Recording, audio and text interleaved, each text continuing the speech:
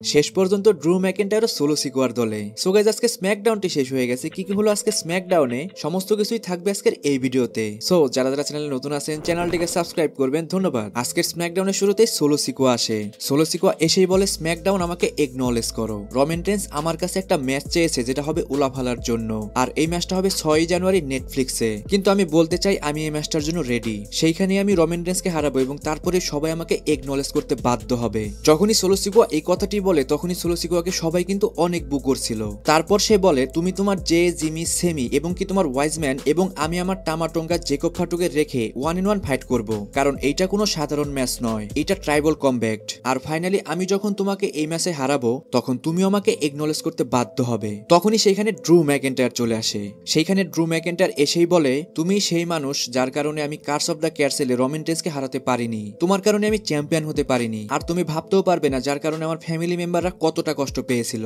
এর কারণে তুমিও আমার হিট লিস্টে ছিলে। কিন্তু যখনই আমি দেখলাম তুমি একমাত্র পারসন যে কিনা রমেন রেন্সকে টেক ডাউন করেছো, তখনই তোমাকে আমি মাফ করে দিয়েছি এবং কি আমি চাই তোমার সাথে এক হয়ে ওজি ব্লাড লাইনকে ডিস্ট্রয় করে দিতে। তখনই কিন্তু ড্রু ম্যাকেন্টায়ারকে অ্যাটাক করে জিমিউসো এসেই তাকে মারতে মারতে এরিনার থেকে বাইরে নিয়ে যায়। তারপর LA Knight, Andrade, Apollo Crews Solo সিকোয়ার ব্লাড লাইনকে অ্যাটাক করে এবং তারপরে তাদের মধ্যে একটা 6-ম্যান ট্যাগ টিম ম্যাচ শুরু হয়ে যায়। আর গাইস, এই ম্যাচটার মধ্যে আন্দ্রাদের পারফরমেন্স কিন্তু দেখার মতো ছিল। তার প্রত্যেকটি মুভগুলোই কিন্তু অসাধারণ। ম্যাচের একদম শেষের দিকে এল নাইটকে অ্যাটাক করে সিন্সকে নাকামোরা, তারপরে সোলো সিকোয়া অ্যাপোলো ক্রুজকে একটা তার সামওয়ান স্পাইক হিট করে সেই ম্যাচটার মধ্যে উইন করে যায়। আর গাইস, এই সেগমেন্টের মাধ্যমে আমরা জানতে পারলাম রমেন রেন্স এবং সোলো সিকোয়ার যে উলাফালা ম্যাচের জন্য ম্যাচ হবে সেটা কিন্তু সম্পূর্ণ তাদের 1-on-1 ম্যাচ হবে, সেখানে কোনো সিঙ্গেল পার্সন থাকতে পারবে না। এখন আপনি কি মনে করেন এই ম্যাচটার মধ্যে কে উইন করবে সেটা অবশ্যই কমেন্ট করে জানান। তারপর এই টাউন ডাউনের একটা শো শুরু হয় রিং এর মধ্যে।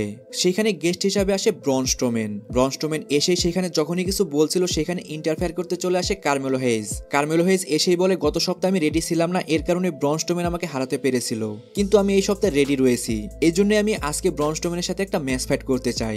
এই কথা শুনে তো ব্রন স্ট্রোম্যান অনেক রেগে যায়। তারপরে সে রিং এর মধ্যে যা যা ছিল সবকিছু কার্মেলো হেইজের দিকে থ্রো করতে থাকে। এরপরে গাইস তাদের মধ্যে একটা 1-on-1 ম্যাচ শুরু হয়ে যায়। কিন্তু গাইস, শকিং ব্যাপার এইটা যে এই ম্যাচটার মধ্যে ব্রন স্ট্রোম্যান কিন্তু কাউন্টডাউনের কারণে হেরে যায় আর কার্মেলো হেইজ এই ম্যাচটার মধ্যে উইন করে যায়। যখনই এটা ব্রন স্ট্রোম্যান শুনে তখনই কিন্তু ব্রন স্ট্রোম্যান একদম আগুন হয়ে যায়। সে কার্মেলো হেইজকে ধাওয়া করতে থাকে মারার জন্য। তারপর অ্যালেক্স সেলি ভার্সেস জনি গার্গানোর একটা 1-on-1 ম্যাচ শুরু হয়ে যায়। আর গাইস, বলতে গেলে অসাধারণ একটা ম্যাচ ছিল, কিন্তু টমাসো চাম্পার ইন্টারফারেন্সের কারণে অ্যালেক্স সেলি যখনই পিন করে সেটাকে কাউন্টার করে জনি গার্গানো এই ম্যাচটার মধ্যে উইন করে যায়। গাইস, আজকে স্ম্যাকডাউনে কিন্তু কিছু সময়ের জন্য আমরা কেভিন ওয়েন্সকে দেখতে পাই। সেইখানে কেভিন ওয়েন্স, কোডি রোডস, নিক অল্ডিস এবং কি ডাব্লিউডাব্লিউ অথরিটিকেও কিন্তু অনেক কিছুই বলছিল।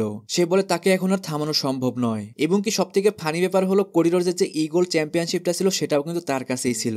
এখন গাইস, কেভিন ওয়েন্সকে কিন্তু অন্য রকমের একটা হিল দেখানো হচ্ছে।